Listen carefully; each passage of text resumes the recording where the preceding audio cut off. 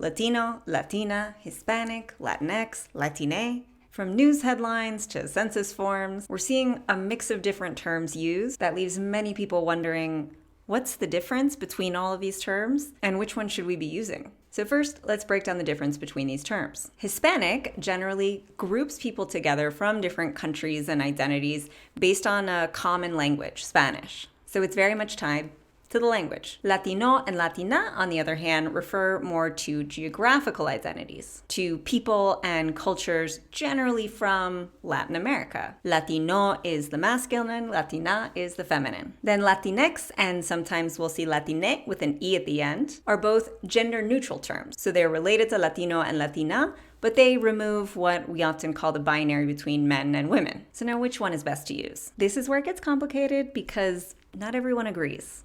First, Hispanic. I mentioned that term is used primarily to refer to people who speak a common language, Spanish. But the Spanish language has a bit of a fraught history in Latin America because it comes from Spain, the country that colonized much of Latin America. And actually, many indigenous groups from the past and still today don't speak Spanish at all. So critics of the term Hispanic say that it fails to include many, many different indigenous and ethnic groups that make up a big part of Latin America. Latino and Latina are then considered an alternative to that. Because it generally refers to people from a geographic area, it can include a much richer diversity of languages, ethnic, and cultural identities. But it's criticized for being gender binary, in only recognizing male and female and excluding the many people who may not identify with either of those terms. This is where Latinx and Latine come in. Those two terms have risen in popularity over the past decade or so in response to that demand for more gender-neutral terminology. But there are issues with Latinx specifically because it's not really compatible with the Spanish language. In the Spanish language, we would never have an X at the end of a word without a vowel right before. So it's a pretty unnatural term for a Spanish speaker. And in fact, many Spanish speakers view Latinx as a term that was imposed on the language by English speakers. So although we may see Latinx on lots of documents and websites and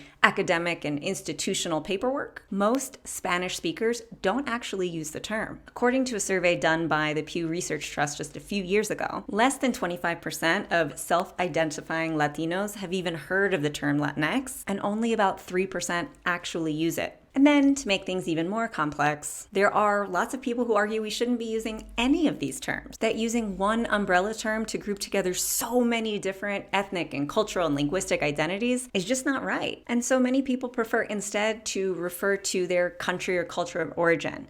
So instead of saying I'm Hispanic or I'm Latina, they would say I'm Colombian American or I'm Puerto Rican. So if there's not really any clear consensus on exactly what term to use across the board, what do? Here are 3 tips. First, it makes a big difference to be aware and sensitive to the fact that there are different terms and they have different meanings. That goes a long way. Second, accept that different people are going to have different preferences for which terminology to use. And the terms that are most popular among different people, it's very likely to change over time. So it's completely okay to not know exactly which to use in every circumstance. Third, when in doubt, just ask. In the same way that we talk about asking someone or sharing your preferred pronouns, it's a great opportunity to ask someone what terminology they prefer, and if they're comfortable discussing further, asking them why. In the accompanying resources, I share some fantastic articles, podcasts, and short videos that dive much deeper into each of these terms and their histories and themes. It's a fantastic way to learn not just about these words,